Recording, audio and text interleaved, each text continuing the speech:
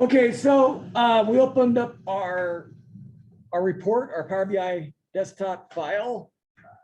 And I clicked on transform data to open up the Power BI Power Query Editor, and it's a program within a program, right?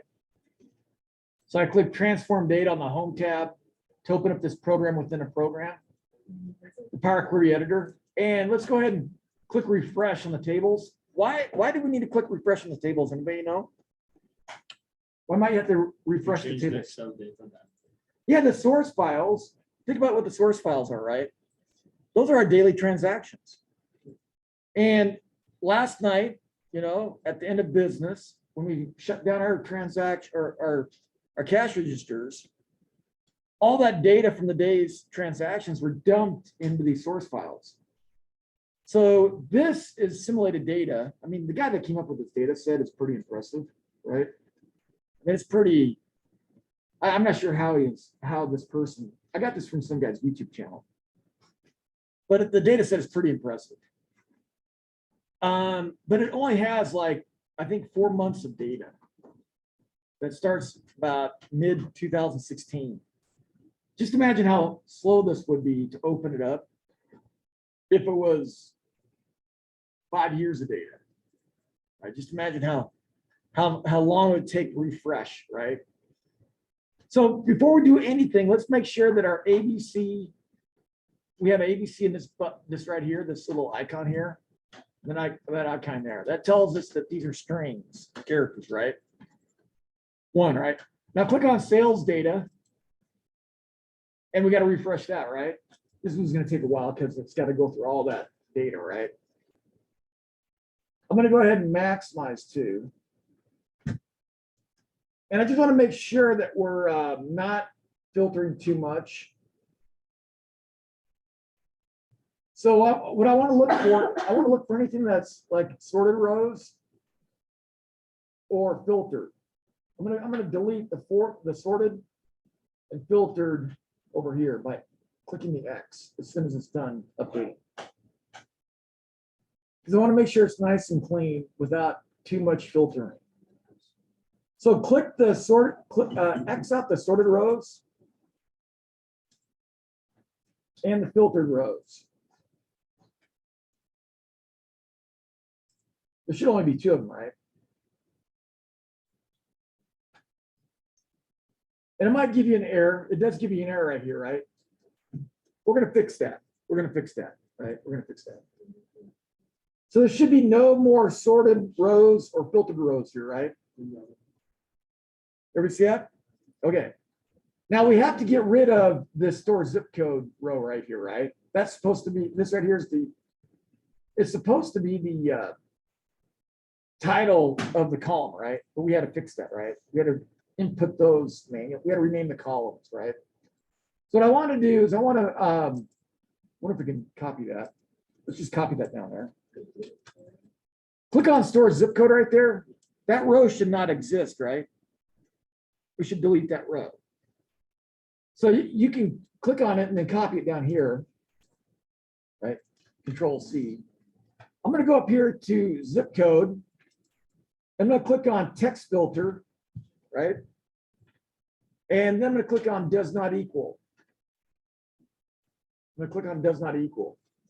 We're going to filter out that word, right? We're going to filter out that word or that phrase.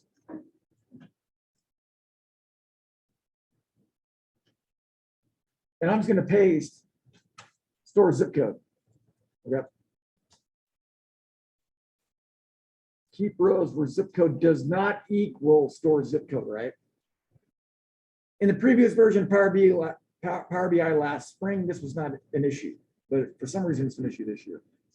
I think they were trying to fix some bugs, trying to add some capabilities to it, and it messed up the importation. Click OK, and then it eliminates any row with the phrase store zip code in the zip code column, right? You all see that? Any questions? Yep. How did you get it? Because I can't find where you even clicked on after you clicked zip code. Oh, like the little button right here. Yeah. You click text Oh, filter. Yeah, the little button, the little arrow, the down arrow. Yeah. Then click text filters. And then does not equal. And then just type store zip code exactly as you see it. Capitalization may matter, right? I don't think it does, but certainly spaces do and spelling does, right? And then click OK. And that should get rid of those rows in each one of the tables, the state tables, where it failed to recognize the header columns, the header names, and make them the column names, right? All right, the next thing we need to do is click the down arrow for date, and then click on sort ascending. And this should put a null value in row 1. A null value is just what I call a ghost row.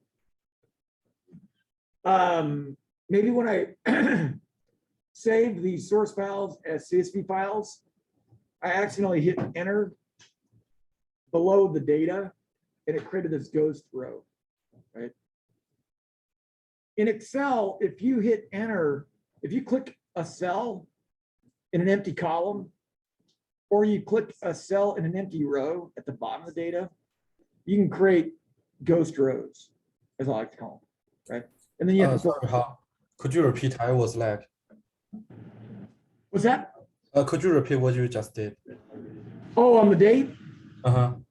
You just click the arrow right here, and then you click sort ascending. Okay. Okay. And now we want to get rid of, see that we have this null row, right? We need to get rid of that. Otherwise, it'll create a category in our dashboard, and it'll kind of pollute it up a little bit. So we need to get rid of that null row. So again, what happened is in the Washington table of the source files, somebody may have clicked an empty cell below the data that creates this ghost row, right? So right here, you want to click remove empty. See that? Remove empty. And now we get rid of the null category. Null just means there's nothing in it, right? The NA, null. It's just an empty row, right? All right, we got it? Now, before we leave the editor, the Power Query editor, let's make sure our columns, the data types are set right. There should be an ABC next to left of state. There should be a calendar left of date. There should be ABC left of zip code, ABC left of product, ABC left of payment type. There should be a 1, 2, 3 left of units, a $sign left of COGS, and a $sign left of net revenue. Everybody has that? What's that? We have to close like that. We have to click close apply it. You don't have revenue discounts. What's that? You don't have like. Oh, we got rid of that because we created net revenue. So if you have a revenue discount and amount of sale, you can remove them. Does anybody have amount of sale and revenue discount still showing as a column? If you do, you want to right click right here on the column name and remove. You have net revenue though, right? Yeah. Okay, cool, awesome. Yeah, we don't need it now, right? We don't need it now. Let's close and apply. Because we're building a dashboard, right? We're building a dashboard on what people pay on net after discount, right? I like this data set too, because it forces you to remember some of those formulas that you had to learn in Business 200, like gross profit percentage, right? It made you learn that stuff. And I'm just imagine again, if this was 4 years of data, right? Transaction level data, it would take forever to upload, right? If you had 4 or 5 years of this stuff, I think you only have a few months with it, right? Yep.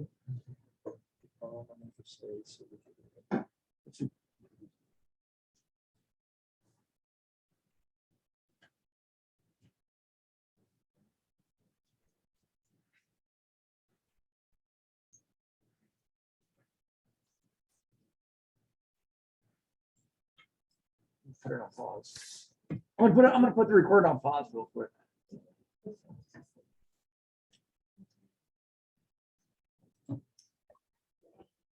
Okay, we just had to jiggle Power BI there for a second.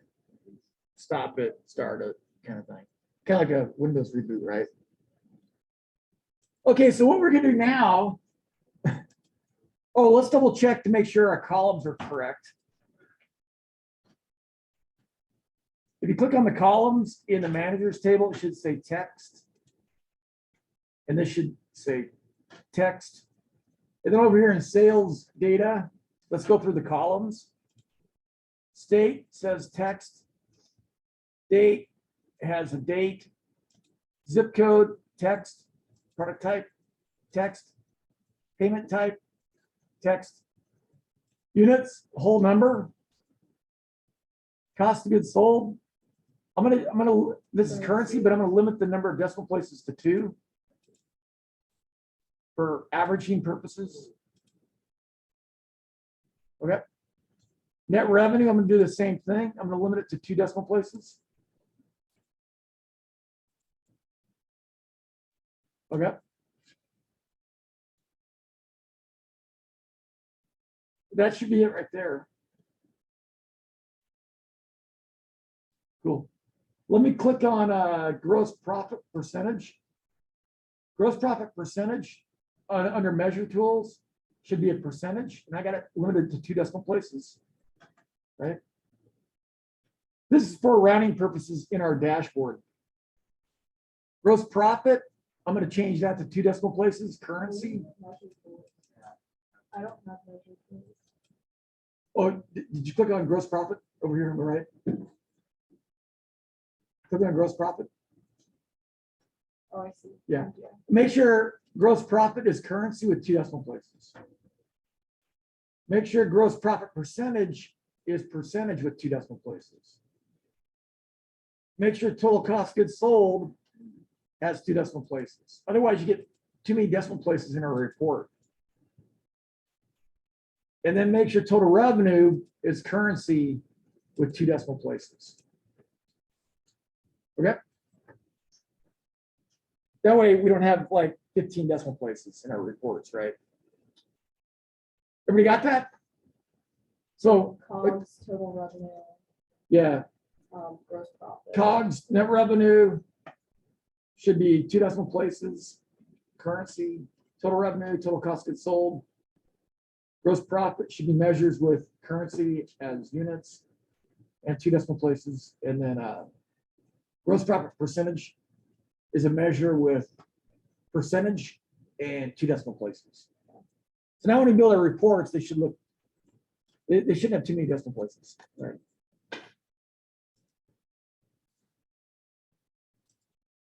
Okay, so the first thing we're going to build, we're going to make a map.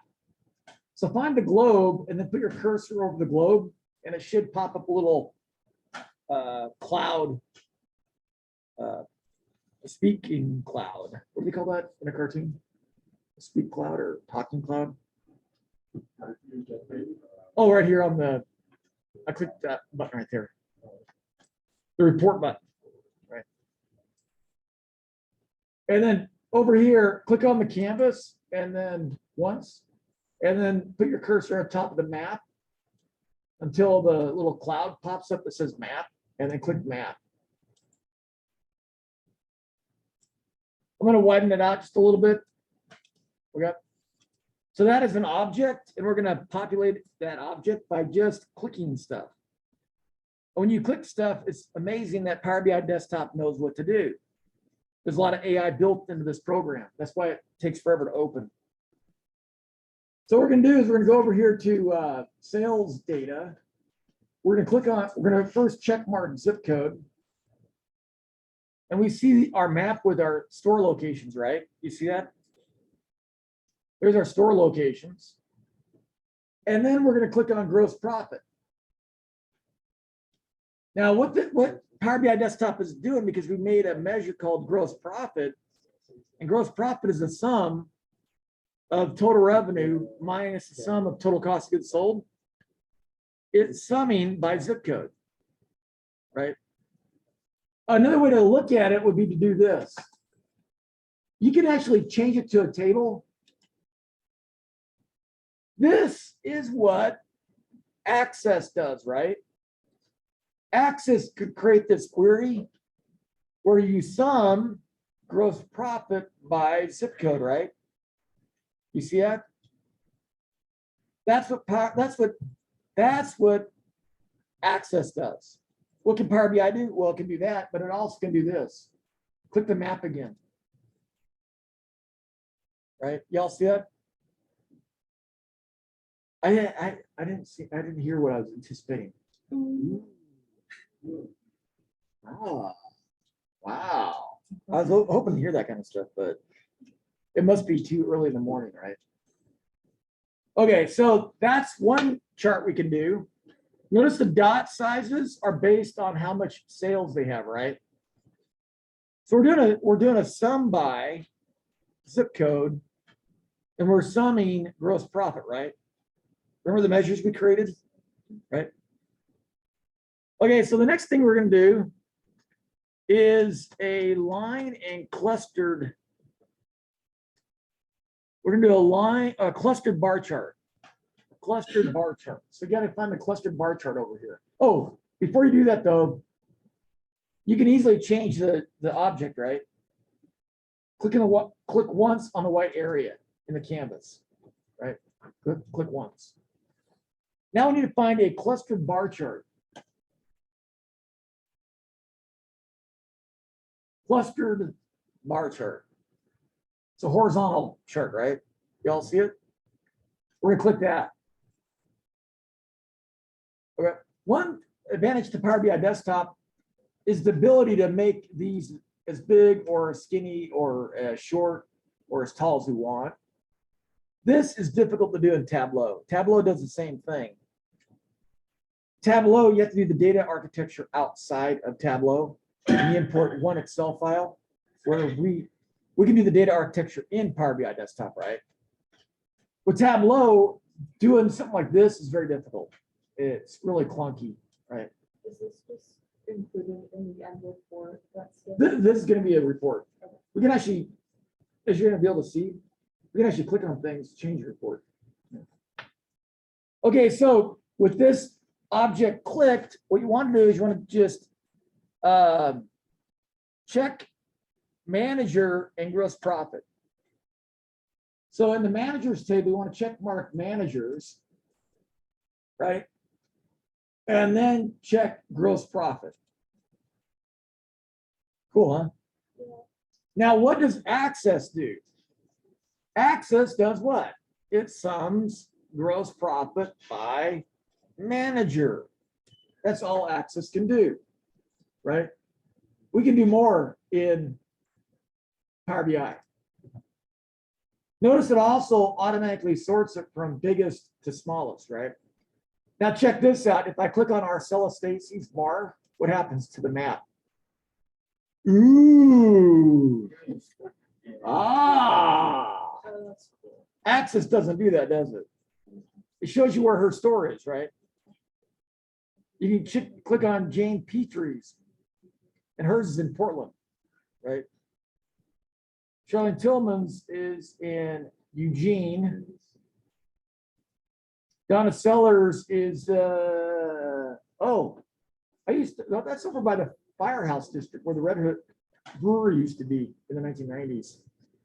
I don't know if you guys have ever heard of Red Hook beer, but they had a brewery in that neighborhood at an old fire engine house. They called it the Firehouse Red Hook Brewery. We used to go there and go on free tours. When you go on free tours, you got free samples of beer. It was good. That was and the free samples, you just couldn't sit there and drink all day, like in Sideways, where he drinks that whole spittoon of wine, miles. Yeah, it was limited samples, so a guy like me could handle it. They weren't big samples, and they were very infrequent, so we could handle it. All right, so if you click Donnell Sellers, you can unclick it, right? You see that? All right, the next chart we're going to build, and it's really easy to make these charts, isn't it? The next thing we're gonna do is we're gonna do a line and clustered column chart. So make sure you click in the white area once, and then click on line and clustered column chart. Line and clustered column chart. You see that? Line and clustered column chart. Everybody got it? We're gonna click that object, and it's gonna fill it right there. And the things I want to check mark are gross profit. I'm just gonna check mark gross profit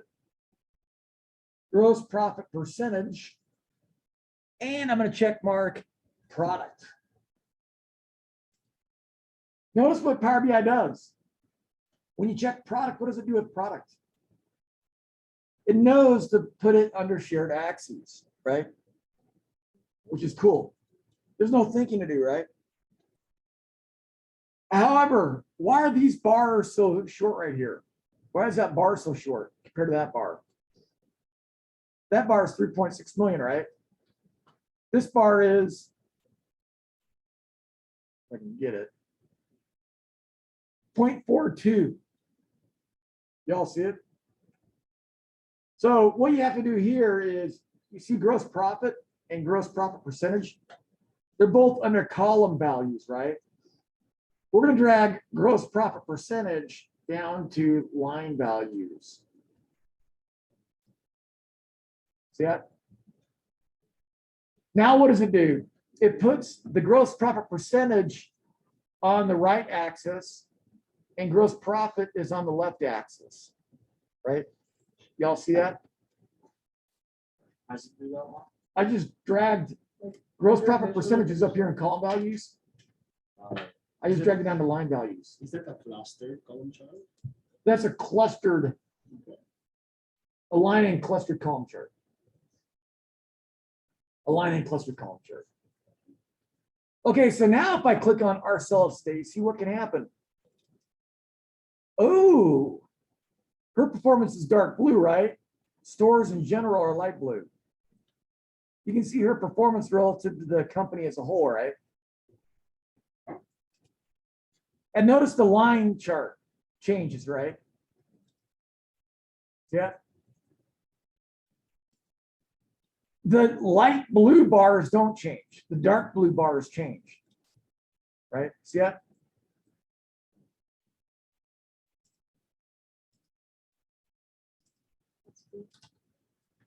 You can see which product is the most popular at Arcella Stacy's store, right?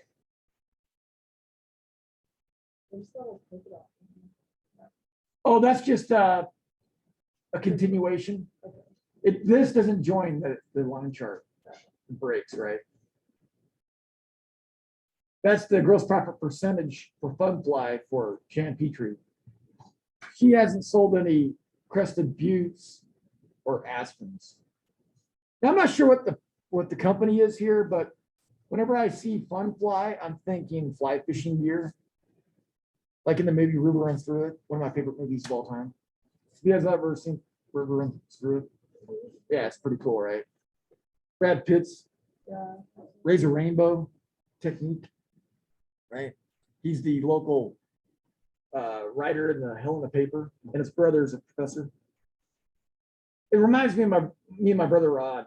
We're the youngest of four, and Rod is kind of like the Brad Pitt character, self-destructive, right? Probably the smarter of the two, and I'm more like the professor, more reserved. I'm not really reserved in class. I'm not stuffy, but I'm more. I can focus on something and go get it where Rod can't. He lives in Idaho. Yeah, we come from northern Idaho. Well, we come from all parts of Idaho. We lived in all parts. Plus, we actually lived in Salt Lake City when I was a little baby. My dad hadn't moved all over the place, but we're mostly from Idaho. We're from the state of the home of the preppers, right? Preppers who have elk meat in their freezers.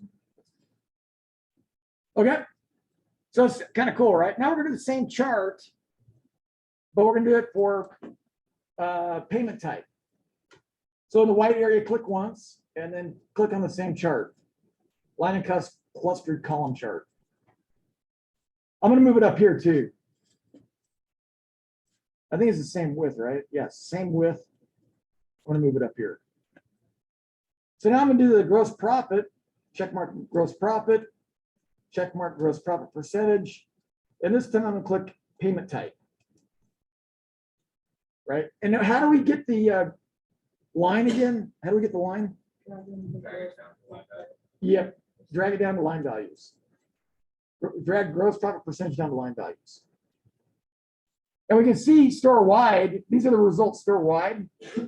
But for our seller Stacy, her most profitable product is Carlotta. And the most popular payment method at her store is Visa. Right? Not popular. Well, I guess you could say popular in terms of gross profit, right?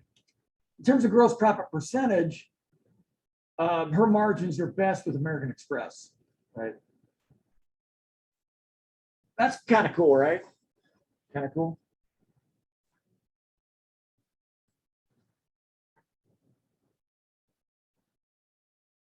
What else we can do here?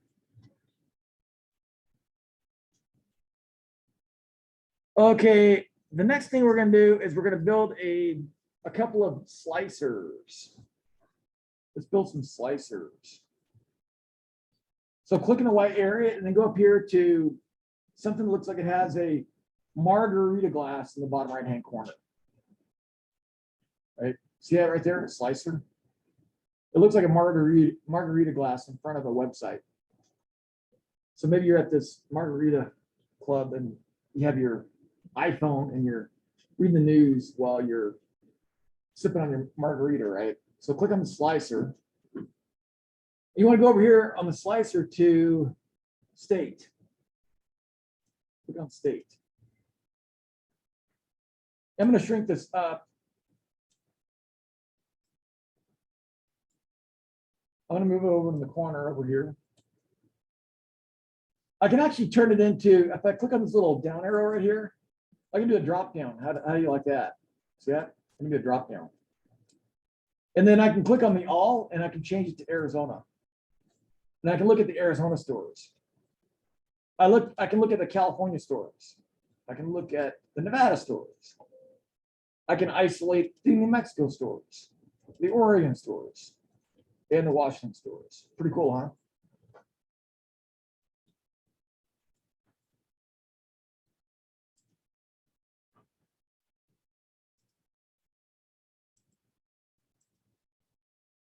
Then I can just uncheck Washington to get all of them. Okay. Cool. All right, I'm going to create another slicer. This time the slicer will be not units, sale type. Sale type. I can compare our retail side of the business to the wholesale side of the business, right?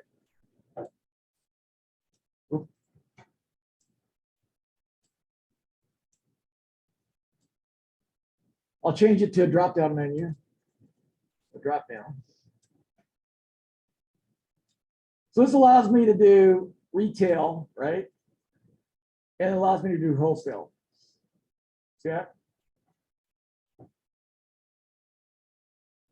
Retail versus wholesale.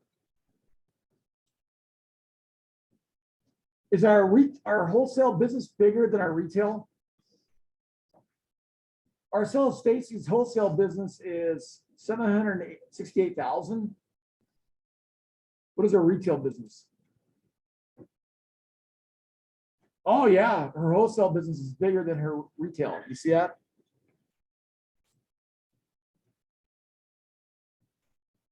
The scale, I don't think changes much down here. This is 0.5 million. So it looks like this is more of a wholesale business than a retail.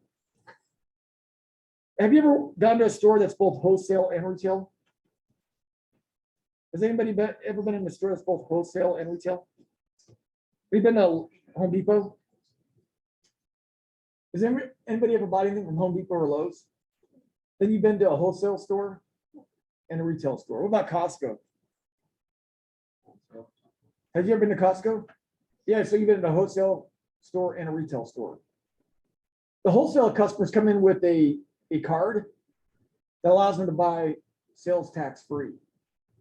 And they tend to buy in large quantities. So if you go to the Costco on 300 West, that is definitely more of a wholesale store than a retail store because they have all kinds of wholesale items there for bars and restaurants, right?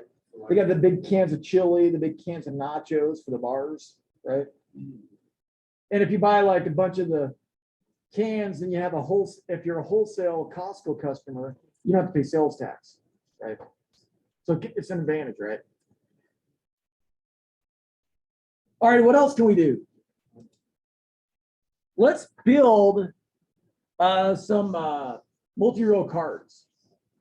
So now we're going to click in the white area and build some multi-row cards. I'm going to thin them up a little bit. So these are multi-row cards, right? See that? Multi-row cards. I'm going to do a multi-row card for gross profit. Actually, I'm going to do total revenue first. Total cost of goods sold. Gross profit. And then gross profit percentage.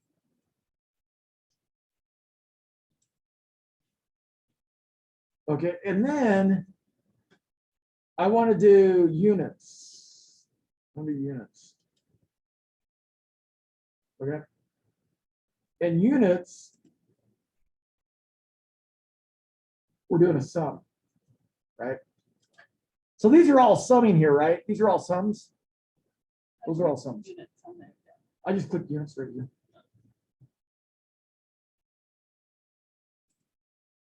So when you click, when you check mark these boxes, it adds them in that order, right? So this is store wide here, right? This is store wide. How do I get the store? How do I get Arcella Stacy's stores total revenue? I just click right here on her name, right?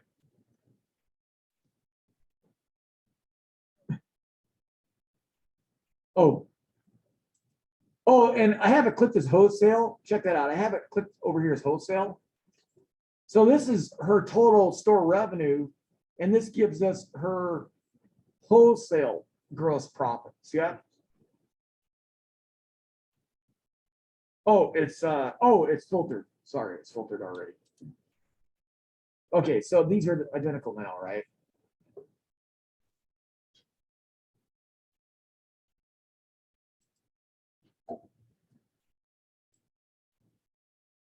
Total revenue. Yeah, this is total revenue. Sorry.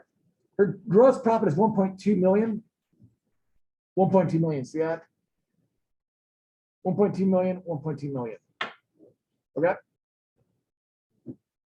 If you have these blue bars down here, what do you get? You'll get the 1.2 million, right? If you have these blue bars, you'll get the 1.2 million, right? And if you take total revenue minus total cost of goods sold, you'll get the 1.2 million, right? And if I take this gross profit divided by total revenue, it'll be 44.48%, right? If I divide this 2.7 million by these number of units, I'll get the average, right? The average. So this is a multi-row card for measures, right? These are measures, with the exception of units, right? Now I'm going to create a multi-row card. Click on the white area. I'm going to create a multi-row card for gross profit. I'm going to click gross profit right here.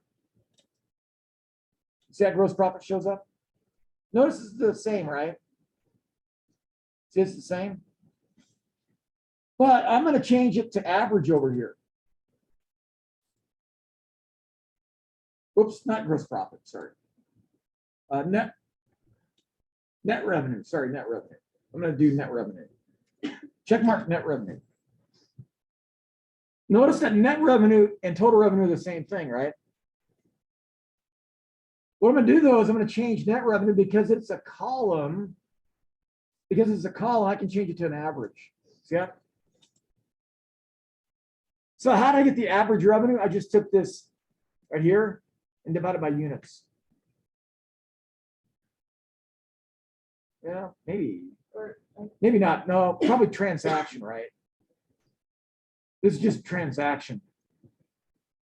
One transaction might have 4 units. It might have 1 unit, right? So this is per transaction. Okay, now check this out. I'm going to drag net revenue under average of net revenue. See that? I'm going to change it. I'm going to change. Now it's a column. So I can do summary statistics on it. I'm going to change this to median. The median net revenue is 31.24 for our cell Stacy.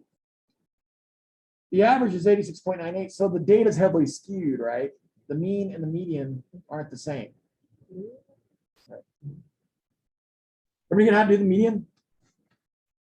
I just dragged net revenue into below average net revenue. And then I changed it by clicking the down arrow to median. I think I just have different numbers. Yeah. Oh, I'll unclick our cell Stacy. Oh. Is that right? Oh. Yeah, I unclicked our cell Stacy. So you can see that this variable net revenue is heavily skewed, right? Heavily skewed. Next thing we're going to do is we're going to drag net revenue below median of net revenue. And we're going to change this to standard deviation.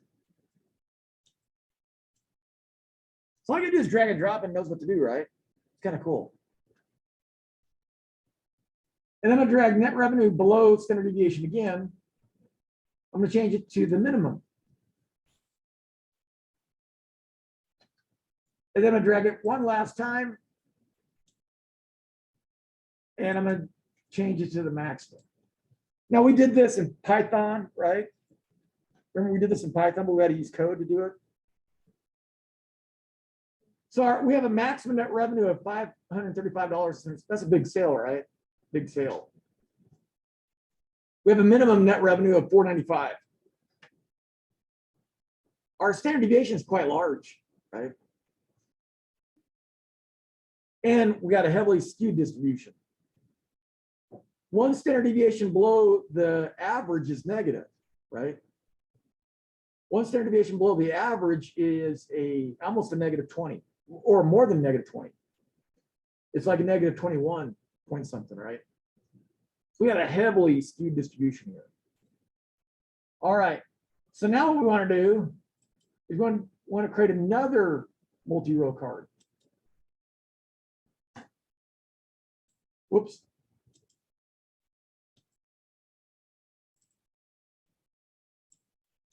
I'm going to make it as wide as this one right here.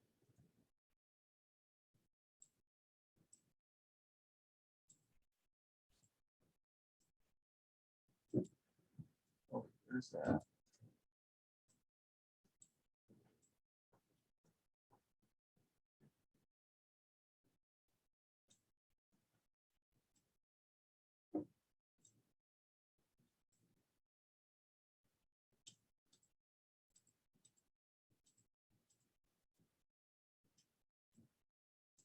All right, in this multi-row card, I'm going to do total cost goods sold. Okay. I'm going to change in the total cost of goods sold here. I'm going to click on the down arrow and I'm going to change it. Whoops, not total cost of goods sold. Sorry. Cost of goods sold. And notice it is the same as total cost of goods sold, right? Because we're summing it right here, right? We're summing it, which is exactly what total cost of goods sold does in the measure, right? But instead of sum, I'm going to change it to average. And I can take the average net revenue and subtract off the average cost of goods sold, and I can get the average gross profit, right? Now I'm going to drag cost of goods sold below average of cost of goods sold. I'm going to change it to median. Then I'm going to drag cost of goods sold below median of cost of goods sold. I'm going to change it to standard deviation. And then I drag cost of goods sold down below standard deviation of cost of goods sold. I'm going to change it to minimum. And then I'm gonna drag cost of goods sold down here to below minimum of cost of goods sold and change it to maximum. Okay. Is there anything else we want to do? Can we do a pie chart? Pie chart? You guys want to do a pie chart? I got a pie chart right here, right? Let's do gross profit percentage. And I don't know. The managers. Yeah. Or we could do state. There we go. We can see our biggest state, right? Kind of cool, right? All right. I gotta use the restroom. I'll put this on pause.